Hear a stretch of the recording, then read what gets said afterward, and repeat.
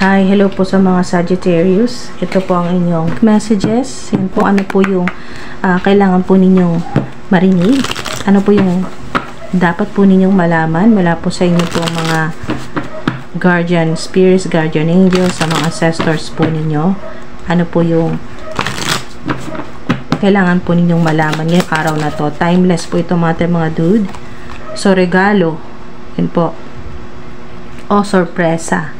May surprise. Yan po mga dude, ang Divine Universe, ang mga guardian angels, mga ancestors po ninyo, may sorpresa po sa inyo, regalo.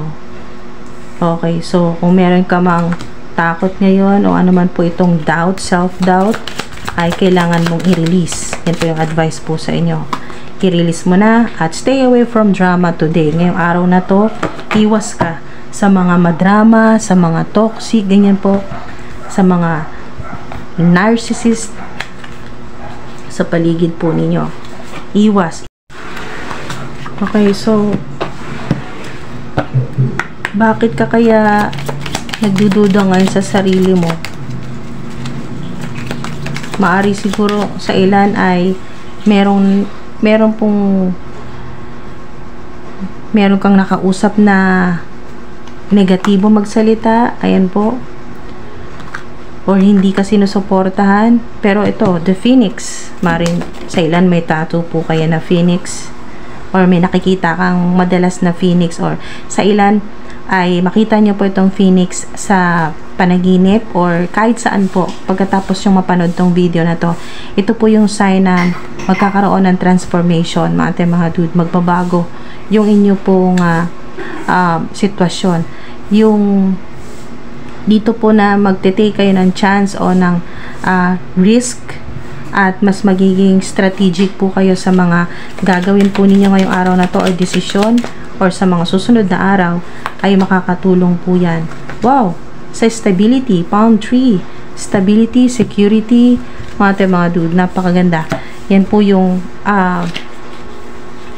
endurance, no? Growth, my growth, mga dude. So, sa mga nakaranas po kasi may phoenix dito, ibig sabihin, nakaranas ka talaga ng mga sobrang nandito yung chaotic, yung inyo pong maaring sa pamilya ito, kaya nawawalan ka ng tiwala sa sarili mo or sa mga kaibigan, naranasan nyo po yung matinding rejection o punong-puno ng chaos o ng drama po yung mga nangyayari po sa sitwasyon po ninyo sa paligid po ninyo or sa trabaho. So, ito po yung sorpresa po sa inyo ng Divine Universe, ng mga guardian angels o ng inyo pong mga ancestors na magkakaroon ng malaking transformation o pagbabago ito at may stability. At mag-iiba na po yung approach po ninyo sa mga pare-pareho lang din namang pattern ng problema. Ganon at ganon din na klase ng problema mga dude, pero mag-iiba na yung pagharap mo, yung paraan po ng paano mo ito solusyonan.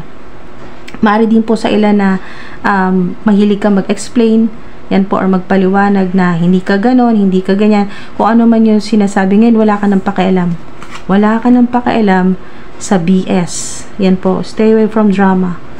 Hindi mo na sila kakausapin or basta iba-block mo na lang sila. Basta hindi mo na sasayangin yung divine energy mo at yung oras mo para magpaliwanag at humingi pa ng validation or ng approval sa kahit kanino. Meron din dito na dahil nga sa naranasan mo yung pong dito sa Phoenix na para kang yung talagang sobrang hirap ito. Yung parang yung durug na durug ka dito, mga dude, sobra yung stress mo dito. Phoenix ay mabubuhay, parang nabuhay ka ulit. Ito yung transformation. Parang alam niyo po yung sa ahas na nagbabalat po, na nagpapanibagong balat. Parang ganito yung mangyayari sa inyo, mga dude, na matatanggal na yung lahat ng old limiting thoughts, lahat na po ng yung mga kadramahan noon na pinapatulan mo na nagpapahirap lang din sa'yo. Ngayon, wala ka ng pakialam. Wala ka ng pakialam sa iisipin nila or sa sasabihin nila sa'yo. Panibago to, Phoenix. Mas matatag, mas matapang, ganyan po. Iba yung tapang, hindi po yung tapang na maghahamon ka ng away, hindi ganon. Yung alam mo na kung paano umiwas sa mga hindi makakabuti sa soul mo, sa mga ganyan po, toxic, drama, BS or bullshit, ganyan po. Lahat na ng klaseng BS, yan po, ay i-release mo na yan. Kaya nga para kang magpapalit, parang imagine niyo po yung ahas na nagpalit ng balat, ng skin, ganyan po, or phoenix, ganyan po mga dude. So meron ditong homecoming, manifestation, ganda, wow. So kung hindi ka welcome kung nasaan ka man ngayon or sa inyo pong mismong tahanan, ay mararamdaman mo ngayon yung para kang nabuhay ulit, na parang nag-restart yung buhay mo. Yan po mga dude, na mararamdaman mo na yung welcoming energy. Kung noon ay binabaliwala ka, ganyan po, yung hindi nakikita yung worth mo, yung kahalagahan mo. Yan po mga dude, mararanasan nyo to. Or meron pong mga babalik sa buhay po ninyo na talagang nakatakda ding bumalik para sa inyo, dahil maaring hindi ito yung para sa ilan, no? Yung sinasabi ditong homecoming ay maaring nalayo ka ng matagal sa mga mahal mo sa buhay at makakapagbakasyon ka, makakabalik ka, ganyan po.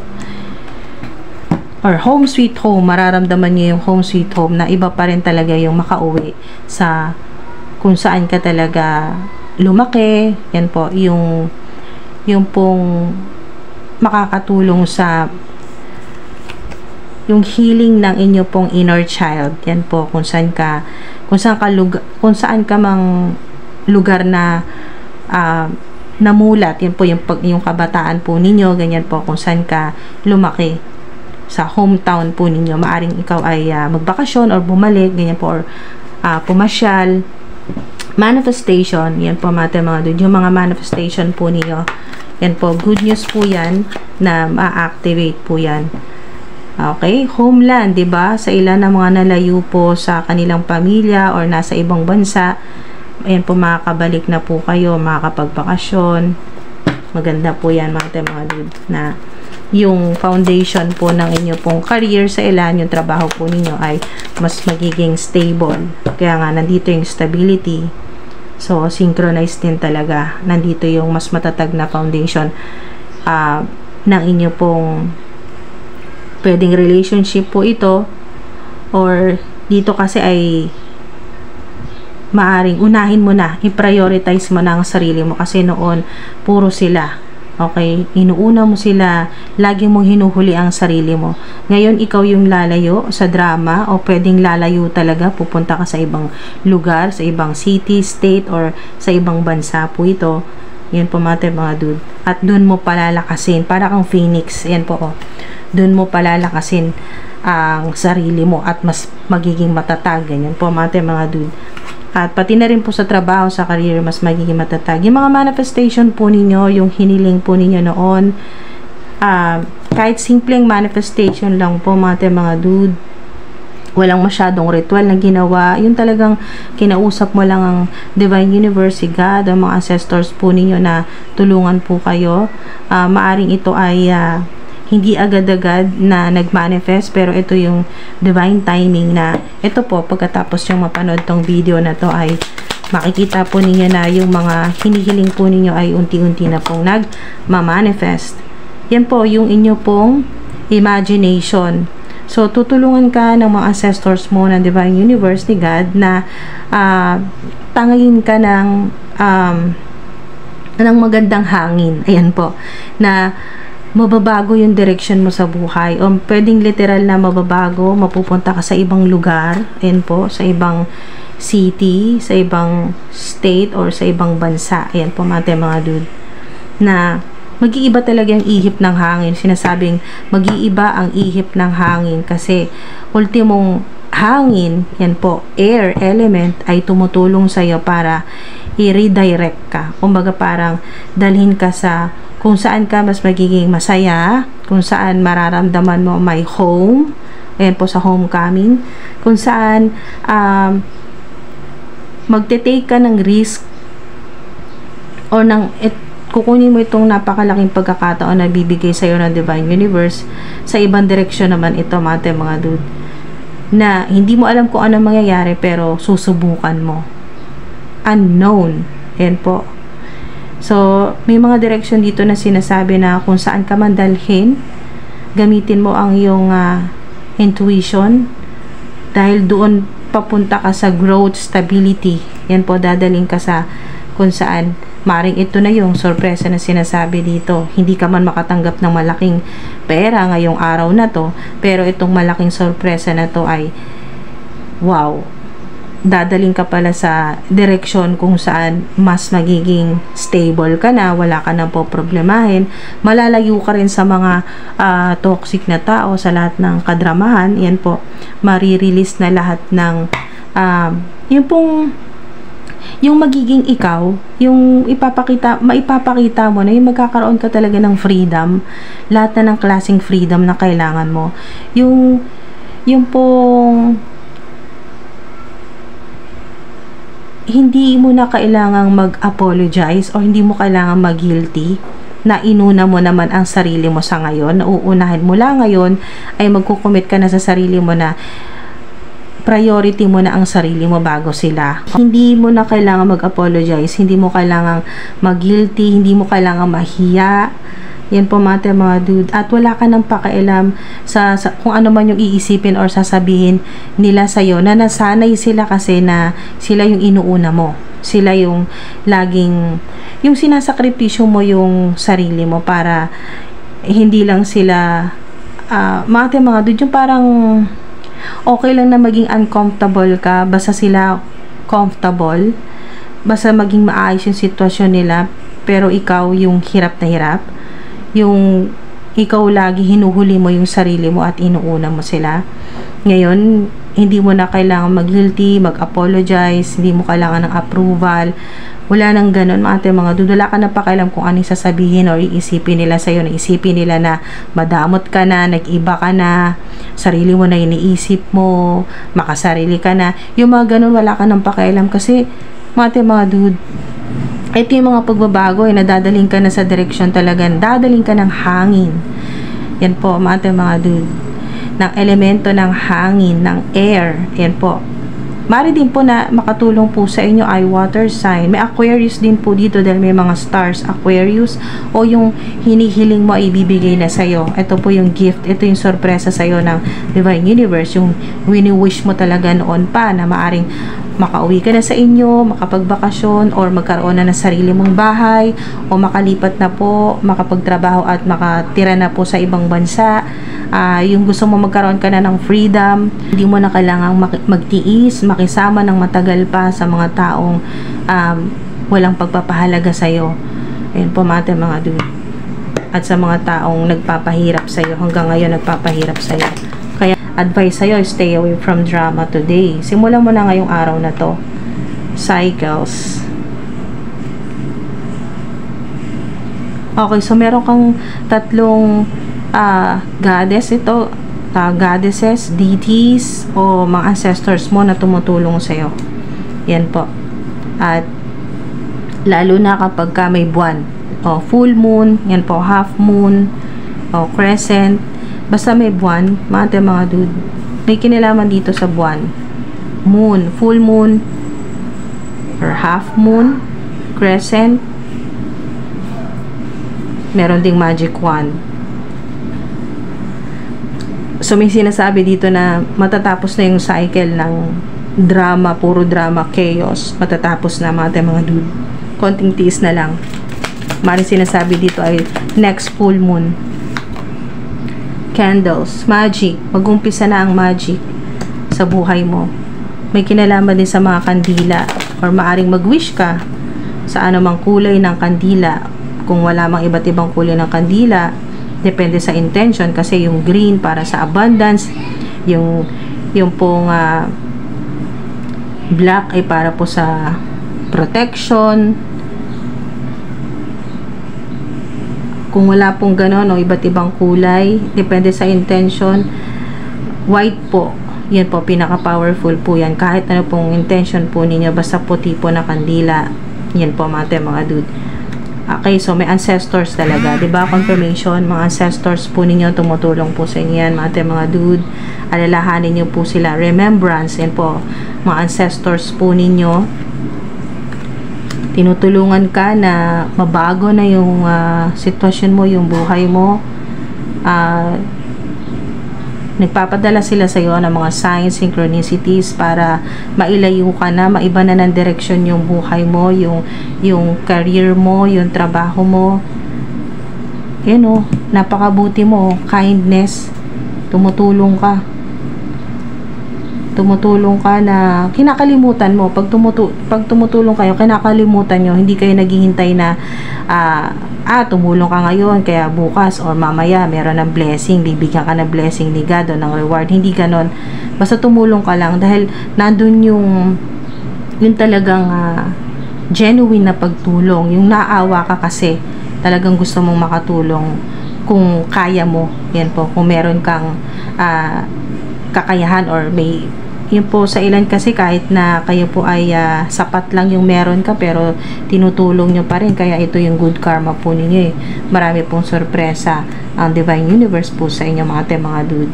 Moon, Star, ito yung mga signs sa Phoenix, meron din pong cards, meron din pong palm tree o balahibo, yun po, feather, yan po mga dude, or mapa, kaserola, uling, meron din po uling, or yung pong fireplace, wow, o yung picture o ano man po, picture o yung nakita po ninyo sa video, kahit saan nyo po makita na may star, meron pong gift, yung ganito po na box po, or makareceive ka ng parcel,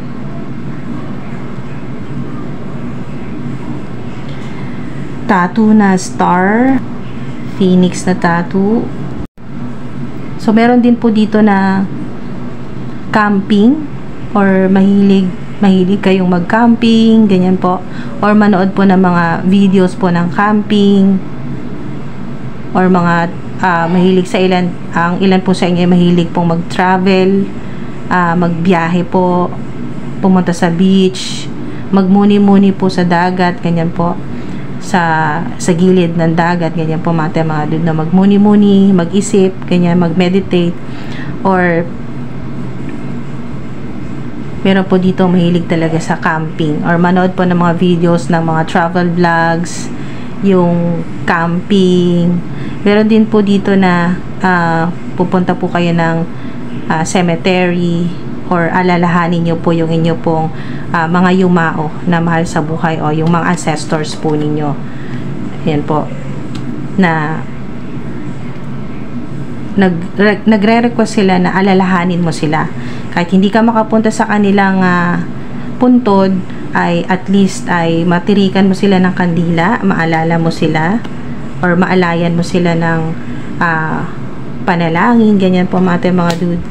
So may kinalaman sa kandila, sa mga ancestors, sa yan po, alalahanin nyo po yung mga mahal po ninyo sa buhay, or kung meron pong panahon, kung kaya po na makapasyal po sa kanilang puntod, ganyan po mga dude. Okay, so meron po ditong mabilisan lang po, no, pahabol na mensahe po, dahil nga dito sa ancestors, o dito po sa yung puntod, okay, ng mahal po ninyo sa buhay na nasa heavenly places na, or ancestors nyo po. Okay, mensahe po. We have been together in dreams. Yan po, So, nakikita or nakakasama mo siya sa panaginip. Minsan, pinapasyalan ka niya sa panaginip. Nakikita mo siya. We have been together in dreams. We will be together again. Pero hindi pa ngayon, syempre. Pinapaalala lang niya sa'yo na gusto lang niyang malaman mo na makakasama mo pa rin siya. Na hindi naman talaga, mga dude, na hindi naman talaga siya namatay. Yung soul niya ay buhay na buhay at makakasama mo pa rin siya, mga dude. Sa other side, yan po. I wish I had told you more often how much I love you. Mahal na mahal ka talaga. Mahal na mahal ka talaga ng departed loved ones o ng ancestors po ninyo. Or maaring makita nyo po itong sign na may makita po kayong pictures sa videos, ganyan po. Or yung sa panaginip po ninyo na ganito pong puno. Yan po, mga dude. Siya po yan. Oops, meron na dito eh, sumilip eh. Ito, don't be afraid. Ito yun, paalala sa'yo ng mahal mo sa buhay na nasa heavenly places na. Kasi nandito yun, no? Release self-doubt, let go of fear. Yan po yung takot. Kailangan i-release mo na yan. Or isigaw mo sa dagat. Or pag pumunta ka sa dagat, ganyan po mga dude, ay ibulong mo sa dagat lahat ng takot mo. Naririnig ka niya ng mahal mo sa buhay na nasa other side na po mga dude. Ang sabi niya sa'yo ay don't be afraid. Huwag kang matakot. Huwag kang matakot. Hindi ka mag-isa. Mga dude. Lagi nakagabay at nakaprotekta sa'yo ang mga mahal mo sa buhay na nasa heavenly places na. Alalahanin mo sila paminsan-minsan. Pag-offer ka ng kahit anong kaya mo lang or kandila at panalangin, candles. Yan po mga dude. Pag nabimiss mo siya or nalulungkot ka, yan po, nagpapakita siya sa'yo, sinasamahan ka niya sa panaginip. Don't be afraid. Yan po, sa mga natatakot, ano man po yung kinakatakot ninyo sa kasalukuyan, don't be afraid. Sinasabi ng mga ancestors po ninyo, ng departed loved ones po ninyo, ng mga guardian angels po ninyo, at lalo na po ni God, na divine universe, so to speak. As above, so below. As within, so without. Mga dude, yan po, wag po kayo mag-alala. Yung kinakatakot po ninyo, magiging maayos. Huwag kayong pangunahan. Huwag nyo pong isipin masyado yung kinakatakot po ninyo. Mga dude, mag-isip kayo ng positibo. Yan po. Huwag kayong magpatalo sa takot. At hindi kayo mag-isa sa kung ano man po itong kinakatakutan po ninyo. Hindi ka mag-isa. Okay? Mga dude, sana may nakuha po kayo dito. Maraming salamat po. Ingat po.